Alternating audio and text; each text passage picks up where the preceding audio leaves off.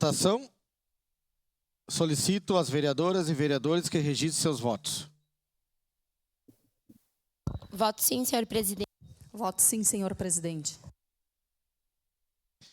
Vereadora Voto Tatiane sim, Friso, senhor vota sim. presidente. Vereadora Estela Balardim, vota sim. Vereadora Rose Frigieri, vota sim.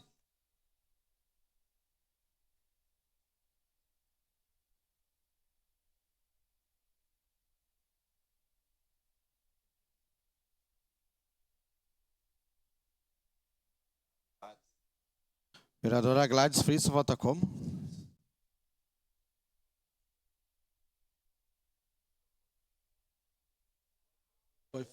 Foi. Encerrado o registro dos votos, encerrada a votação.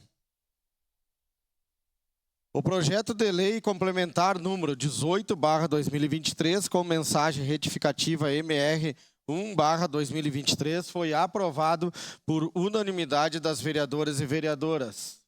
Vereadores e vereadoras. Com ausência do vereador Clóvis Xuxa, vereador Fiuza e vereador Lucas Gil. E em representação, vereadora Marisol Santos, vereador Lucas Carenato e vereador Sandro Fantinel.